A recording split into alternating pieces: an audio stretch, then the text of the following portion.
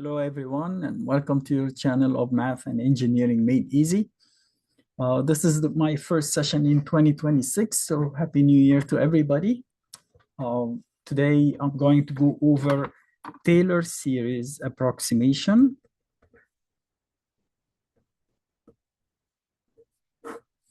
And if you remember, we did another one on Maclaurin a while ago that you can find in the playlist of calculus. So Taylor series basically is a way to rewrite a function as a polynomial. We can do that for, say, trig functions, root functions like square root of something, or e to the x, or natural log of x, and so on and so forth.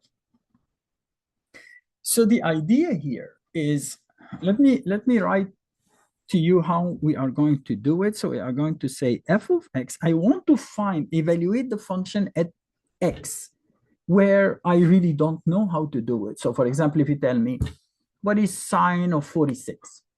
Okay, I know sine 45, sine pi over 4, but I don't know exactly what is f of 46 or 46 pi over 180. Same thing for E. I know E is 2.71, whatever, but I don't know what is E to the 0.9 or 2.1. I know E squared, but I don't know E to the, fractional power, and so on. Or square root of 17. I know square root of 16 is 4, but what is it for 15 or 17 or 16 and a half? How close can you get to that value without your calculator? So we say we can write it as a polynomial, like c sub 0 is the 0th coefficient plus c sub 1 times x minus a, and you will see what I mean by those in a second. A here, I say I know f of a. So a here is like the 16 in the square root, or the 45 for the cosine, or 1 for the e. Okay, so I know those.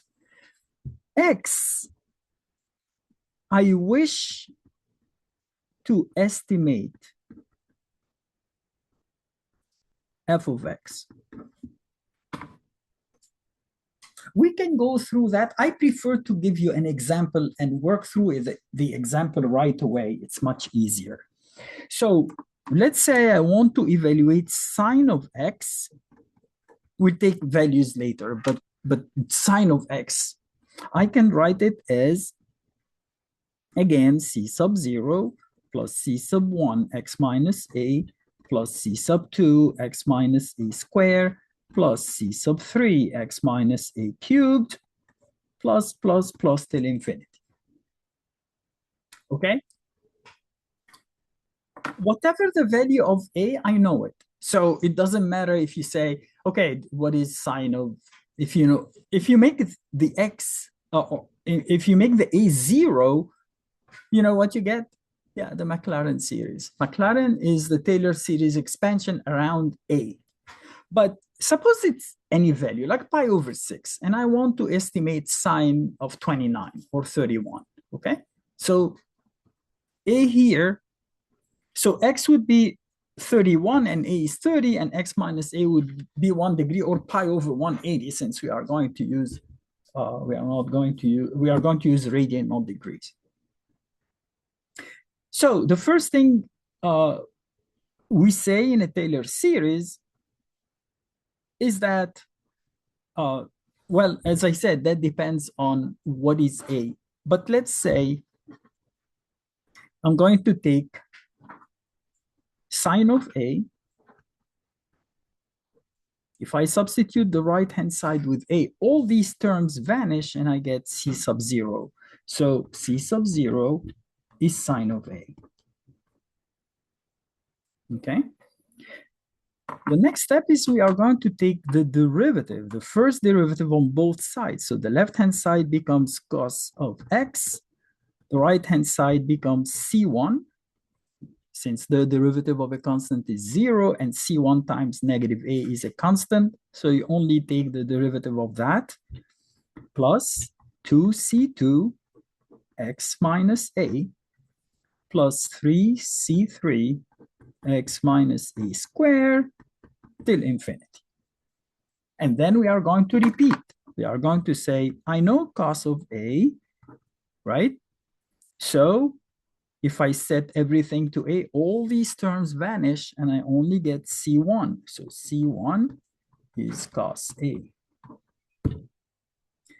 Then I'm going to take the derivative one more time. The derivative of cosine is negative sine. Negative sine of x equals 2C2 plus 6C3 x minus A plus infinity. Then you evaluate. Negative sine of A equals 2C2. So C2 equals negative sine of A over 2. Now, as you will see, I'm going to write the 2 as 2 factorial.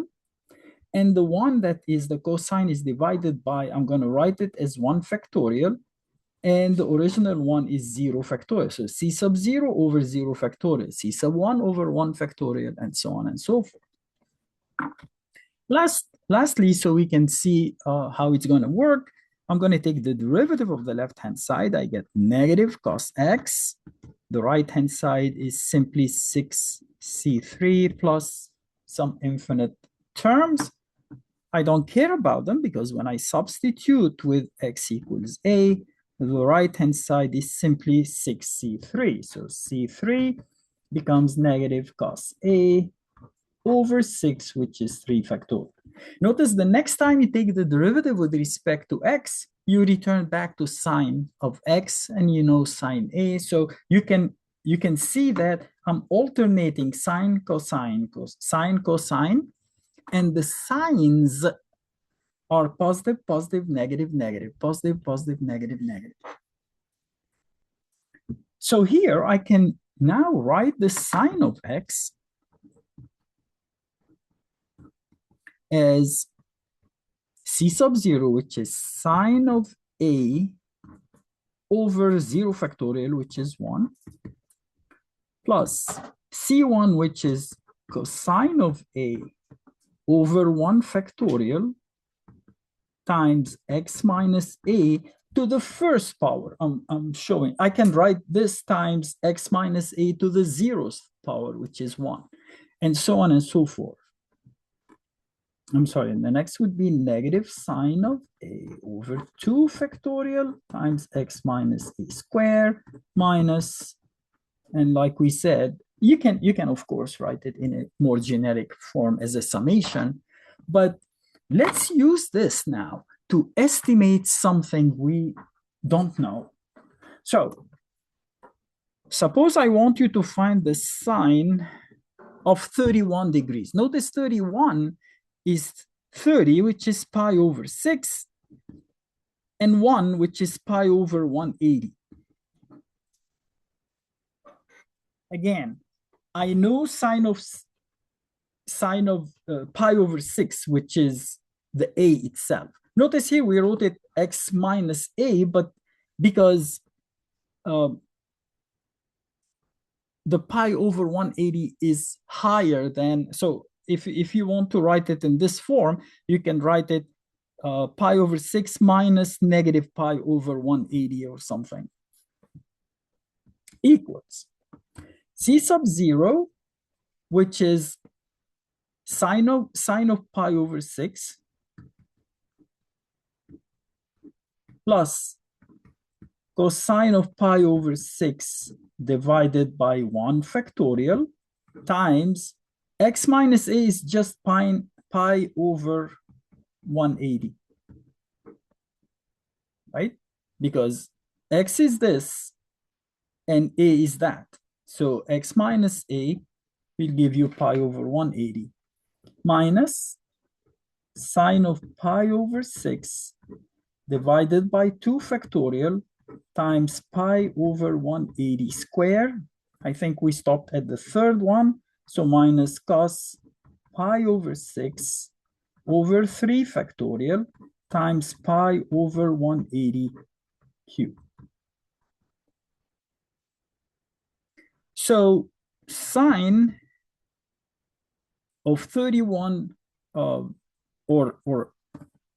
that's over 180, right? 31 pi over 180, which is 31 degrees, equals sine of pi over 6 is 1/2 plus root 3 over 2 times pi over 180. Oh, I was going to write 160 for some reason. Minus 1/2 over 2 times pi over 180 square minus root 3 over 2 over 6 pi over 180 cubed plus. So let's evaluate that and see what we get. First of all, the true, I'm sure I am radian. Yeah, I am on radian. So if I say sine of 31 pi over 180, this is the actual value. It's point, we know that sine 30 is 0.5, so this is 0.515038. Now let's see if you use only 4 terms, like up to the third derivative. What do we get? We get 0.5 plus square root of 3 over, I'm going to divide by 360 times pi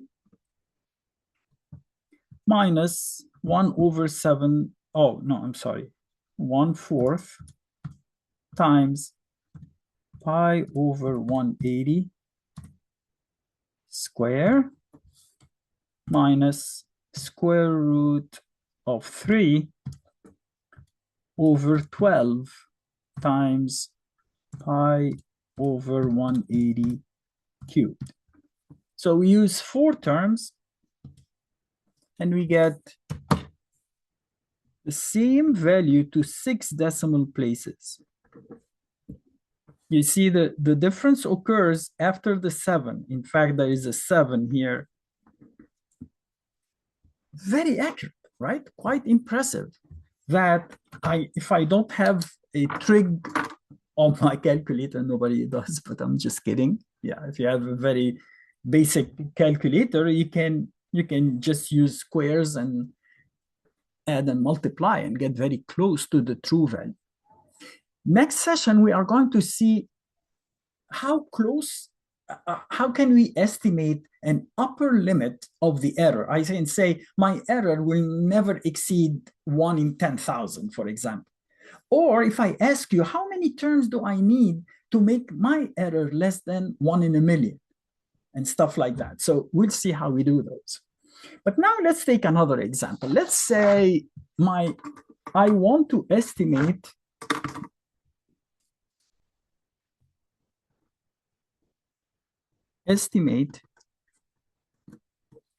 E, say to the 1.1. So that becomes my X right there.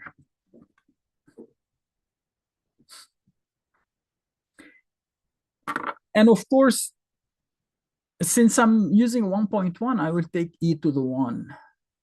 Or if you want, we can make it E to the 0.1, because we know that E to the 0 is 1, and it would be easier for us to evaluate, but it really doesn't matter. We are going to use the calculator to find the error in doing that. So I know that E to the 1, of course, is E. So 1 is A, right? And I'm going to say f of x equals c sub 0 plus c sub 1 x minus a plus c sub 2 x minus a squared plus c sub 3 x minus a cubed. So e to the x equals c sub 0 plus c sub 1 times x minus a. I'm just rewriting, okay? I know that f of a, as we said before, so we already have those, right? We have those. C sub 0 But of course, oh yeah, I didn't do it in generic terms. I'm sorry. Okay. If f sub a is basically e to the a equals c sub 0, because everything else would go to 0. So we can say that c sub 0 equals e to the a. Then we take the derivative. We are lucky because the derivative will always remain e to the x. So e to the x becomes c1 plus 2c2 x minus a plus 3c3 x minus a squared plus. I know that e to the a equals c sub 1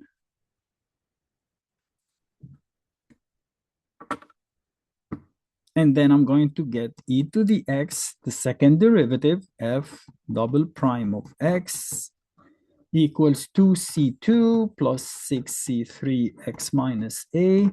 So f double prime of a is e to the a, and that is 2c2.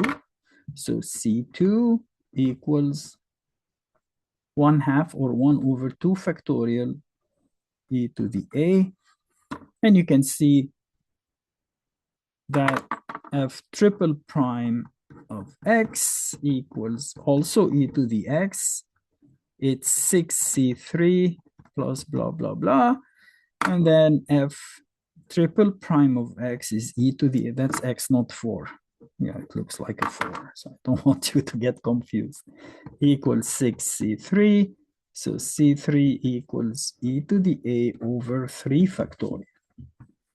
So now we can write the equation e to the x equals c sub 0, which is e to the a, plus c sub 1, which is also e to the a, but this one is divided, if you want, by 0 factorial, and this is divided by 1 factorial, x minus a, plus e to the a over 2 factorial, x minus a squared, plus e to the a over 3 factorial, x minus a cubed, plus.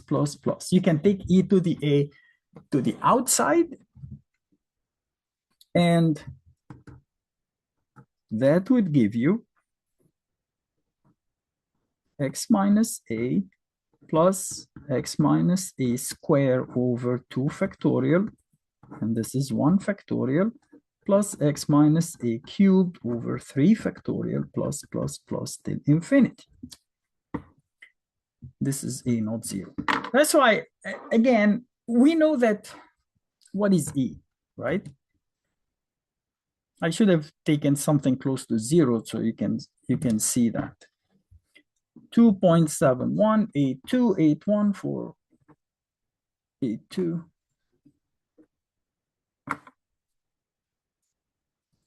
Now, let's estimate e to the 1.1.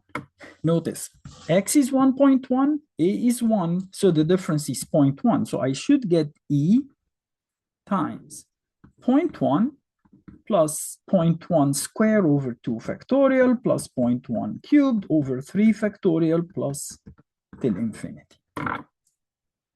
So let's do that. Let's get 0.1 plus 0.01 over 2 plus 0.001 over 6, and then multiply that. Oh, I forgot the 1. I'm sorry. So we say plus 1 and then times e. So what we got is 3.00415. What is e to the 1.1? Oops, I said e, not the square root. Where did I get the square? Oh, e to the 1.1 is 3.004166. See? To 4 decimal places, or in fact, yeah, it's we are correct to 4 decimal places by simply using 4 terms till the cube. And as I said, you can, we can take another example, or maybe next time. Next time we'll take one Maclaurin and one Taylor. But next time we are going to set a limit on how much far away or how far are we from the true value of the function. Notice you will never get it exactly the same, but you get it as close as possible because that's an infinite series, right? So the error, you can keep working and the error will get smaller and smaller and smaller. And of course, for many functions, we can prove that the value will converge to that. And you learn how to do that with the power series, same logic. You can find out that many of these, like the sine, the cosine, the e, the natural log, all of these functions, the root, will converge. But some others may not. So we are not going to use Taylor series for those. Okay, I hope that, wasn't a bad session for you. Again, if you have any questions or any remarks, please don't hesitate to leave me a note in the comments section, and I will get back to you as soon as I can. Thank you very much for your time. Hope to see you soon.